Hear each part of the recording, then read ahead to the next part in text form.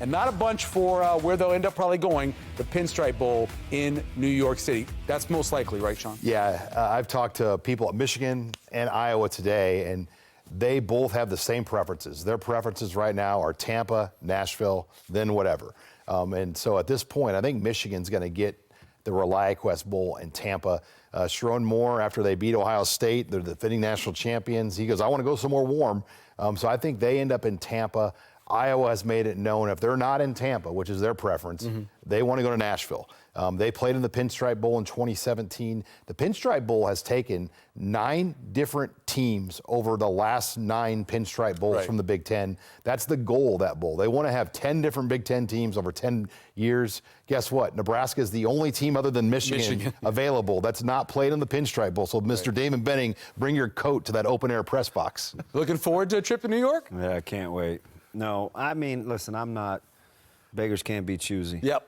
And they need the practices, and I get to fly with the team, so I'm not particular about the economy or how we get there. What do you think about facing an ACC team? Because the other bowls probably would have been an SEC team. Yeah, well, the ACC is a unique situation because it's just a lot of moving parts going on. I mean, you could see Boston College, you could see potentially Syracuse, Duke. So teams that we don't normally ever play. Yep. You know, Nebraska rarely plays ACC teams, other than maybe Wake Forest and Pitt back in the days. But that was in the Big East days when we played Pitt. Yep. It's at that game. Yeah. So I love it.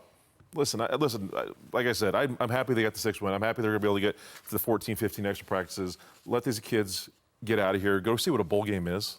Go get the rewards of it. Go have fun. Go get the extra gear that you get.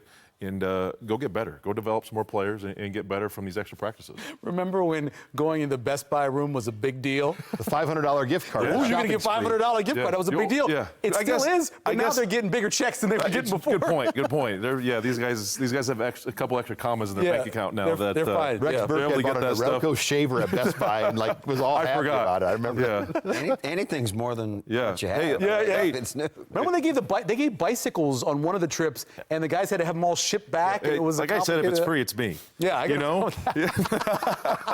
Our game day photo winner this week goes to Ashley Lund and family preparing the toddlers to be black. Oh, that's so cute. Come on, give me a break there. And for the shot, Ashley gets a Nebraska Public Media Sports shirt for sharing that with us. And now, what the viewers think from this week, we'll get to some of those questions. Let's start off with just a feel for the season. We'll start off with you, Jay, and we'll go around. I know it's not over. You got a bowl game, but what's your feel after these 12 games? Yeah, it's definitely highs and lows. The feel after that Colorado game was sky high. Oh, yeah. And then you kind of had, once you hit that Indiana game, or Illinois, it was different. You're close, but the Indiana game set you back. And then you had that losing streak. And then you get the Wisconsin game, you finally get that 6th win. You're like, okay, here we go into Iowa. Then obviously what happened to Iowa. So I think, listen, to me, people might disagree with me. This was a successful year. They're moving in the right direction. I know things are changing.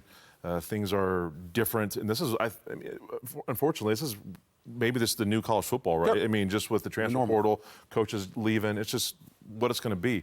But I feel good about getting that extra win and Coach Rule just identifying what really needs to get done. I really feel good about how their things are heading into year 3. What about 2024 for you? Yeah, it's a little philosophical, but weird, right? I'm a big fan of spend as much time as you can together. I like the fact that they were building a culture that I think is very productive once you get done with college.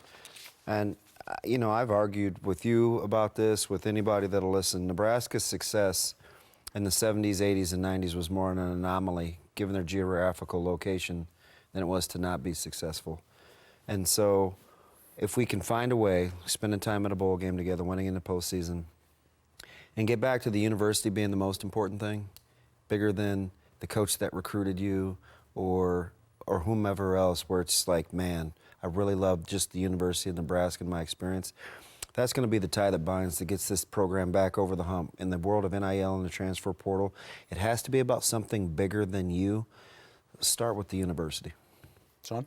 Yeah, I think when you look at this season, 6-6, but they, to me, 9 wins was there for them. The Illinois game, 8 for sure. the UCLA game, and the Iowa game. And those are the 3 I look at. Overtime loss. We know they should have won the Iowa game. And the UCLA game was at home in November. that was one you look at now that, like, man, they needed. I can live with the Indiana loss, the Ohio State loss, the effort especially shown at Ohio State. In the USC game, that's a tough matchup. USC's record's very deceiving. So this is a 6-win year where 8 or 9 easily could have been there. And I think that's where, you know, the guy that's growing up watching Nebraska, following it, you know how close they are to that, but yet every day it seems so far. But we saw a lot of progress. The moments of dominance we saw from the defense were elite at times. The Ohio State game, the Colorado game, what they did to Kyle Monungai, what they did to Caleb Johnson. I mean, those were some of the better defensive moments any team has had in the Big Ten this year. Judkins, I mean, just what they did in those games, that was such a high point. So the Indiana game was just so hard to wrap your hands around how they got beat that bad on that day. Yeah, but the secondary, UCLA, USC, even Wisconsin, giving up the 400 yards, that was tough. But Lloyd wants to know, interested in your opinion, lack of sportsmanship displayed by the team captains not shaking hands, decoy toss. Were you captain? What's that? Were you captain? Yeah, well, I wasn't. I had been captain before. I wasn't elected a team captain my senior year, but I was captain multiple times throughout my junior and senior year. They kind of elected. We shook hands. That's what we did. It's a little thing. I get the cops protecting the logo. I understand that thing. I don't think it's debatable. Yeah. You shake hands. Yeah. You just shake hands. It's a little Just- thing. yeah. You said earlier, it's a little things you do. Just shake It's just a hands. little thing. You walk up and shake be hands. bigger. You know, don't let them I pettiness. can't even imagine. Don't let them win on that kind of thing. There's a guy that had to do that. Yeah. I wouldn't even cross my mind to not. Yeah. Well, I heard that a couple times this Even season in it's happened Arizona before. State, where they literally, you talk about, like, no disrespect to Higgins, but what Rule did was nothing. Nothing, yeah. Compared to what Arizona State did, literally coming through our warm-ups. Yeah. And we shook hands. Right. Now, they kicked our tail, so that was part of it. but Yeah. we shook hands. I always tell people that in boxing, the guy that doesn't touch gloves always gets knocked out. Yeah. That's a given. It's much. karma, baby. Ask Quick Tillis. Yeah, definitely. Not having elected captains, though, do you think that kind of has a looser line of leadership? I do. When you have 4 different, I mean, it's a good point. You have Elliott Brown up there, a guy. I mean, you have players that aren't necessarily looked at as the faces of your team, Right. out there representing that moment, and the brand damage that moment did was bad. I guarantee you, Coach Rule would say shake hands. Yeah, there's no doubt. Sean, let me ask you real quick. Fred wants to know, when guys jump in the portal, do they automatically lose access to the facilities, training table, and all that stuff? I think it's a case-by-case basis. Every situation's different, but in most cases, yes. The big thing you lose access to generally is your NIL. Oh, yeah.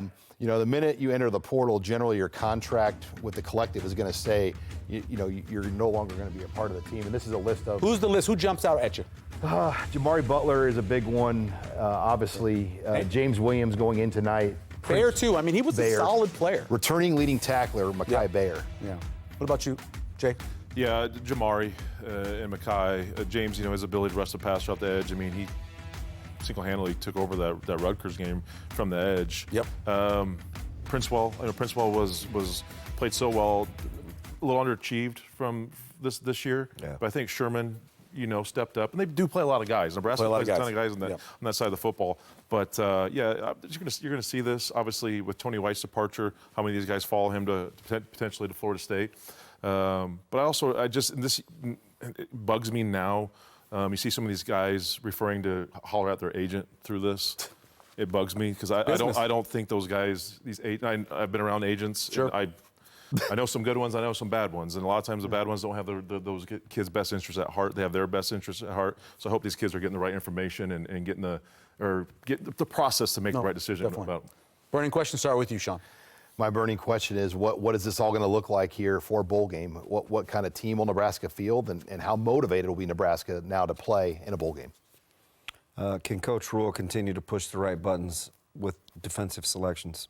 He's pretty good at putting defensive staffs together. See if that trend continues. Yeah, I'm excited to see what tomorrow brings with the signing day. You know, some guys that end up signing on the dotted line that we don't know about yet to get some more talent, get some more athleticism in here, and continue to build this thing. Like Damon said, get guys that want to be at Nebraska. Mm-hmm. It's about Nebraska. That's what we need. We need guys who are about Nebraska, not about themselves, and about a coach. We need Nebraska guys. And specifically on burning question is, can they bring in guys to build around Dylan Raiola? You look at any level, you got a quarterback that's a 5-star, you got to bring in guys, whether it is on the offensive tackle spot, wide receivers, or whoever else, building around him is very important.